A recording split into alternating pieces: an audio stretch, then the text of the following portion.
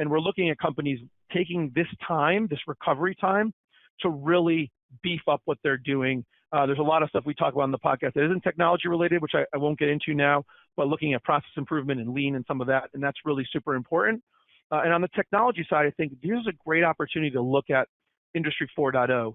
And Industry 4.0 has a number of components, right? So the first component is my IT infrastructure even ready for I 4.0, right?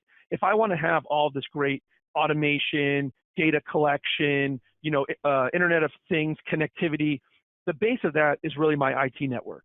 And so what is the status of my IT network? And upgrading your IT network is very disruptive to what you're doing. Well, right now, maybe it's a good opportunity to take advantage of a lull in some time or a little bit of a breathing room to be able to make those investments with not as much of the impact as you might have had in other times. And we're already seeing people do that. IT Direct just recently completed a big information technology infrastructure upgrade with new switches, new backbone internally, redundancies, improved speed. And this is for an organization that's already, in my view, a leader in Connecticut and even nationally in factory automation and I 4.0. And we're seeing them just double down saying, we want to take this to the next level. Now's a great time. Let's make that investment and move that forward. And so I think it's important for companies that want to thrive to be looking at how we can do that. And so sitting down and saying, where's our IT infrastructure from a speed, security, redundancy perspective? Is it in place for I 4.0 is a great conversation to be having right now,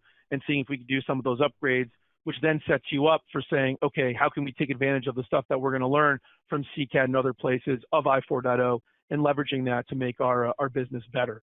Another opportunities we're seeing and talking to people about is moving things more paperless.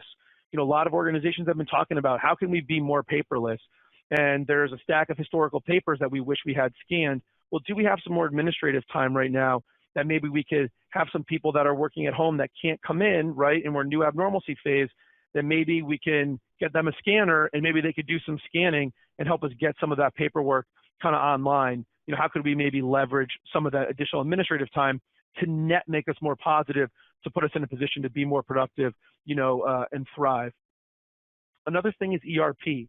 All of us know that we barely scratch the surface of all the things that our ERP platform can do for us. And so now's an opportunity to look back and say, hey, what are some of the areas in our ERP that we're not using to the full extent? What are some features we haven't even rolled out right now? And is this an opportunity to look at rolling them out? And so sitting down and taking a look at that and how we can make those better, that does sometimes and oftentimes dovetails with that paperless idea. But now's a great opportunity to look at those features, and talk about, what's there. Is there more we can do on internal tracking of processes, logging of time, so we can see more real-time costs? Does our ERP have a customer portal or a way we can link it to a customer portal where we can actually drive more value that our customers will see, where maybe they could track where their parts are or how things are going through the process, to, number one, reduce the amount of times we have to respond to their inquiries and tighten those relationships to show more value to help us, again, get into that thrive position later on. So I think there's a lot of value in that ERP platforms that we're seeing people looking at opportunities to take advantage of. And then there's always the kind of shelved initiatives or new IT initiatives. At IT Direct, we're sitting down with our clients every year, making a list of, okay, what are some of the IT projects that we could put in place that will make our business run better? What are some of the stuff of cleaning up old systems that have gotten dirty? What are some new initiatives or new systems we'd like to get to around more automation, more communication, more collaboration, easier remote access, better security cameras, all different kinds of things in that area.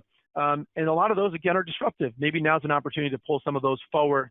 If we're going to be a little bit slow through Q2, maybe here's a way to pull that forward. And looking at not just projects that are nuisance projects, but really keeping a keen eye on projects that are going to make us more efficient, drive more customer value, or help us find more opportunities. And I think that kind of dovetails into a CRM platform. We know there's a lot of opportunity to implement CRMs that allow us to communicate with existing customers and prospective clients going forward. And I think we're seeing some manufacturers putting some investment into CRM so that they can communicate with their customers a little bit better and communicate what they're doing to prospective new customers, right? Hey, listen, this is how we're handling COVID. We're maintaining delivery times. We're maintaining our staff. I think there's a real opportunity here to communicate a bit more and how we're being prepared which allows us to maybe stand out from other folks, and then gives us some opportunities in the future.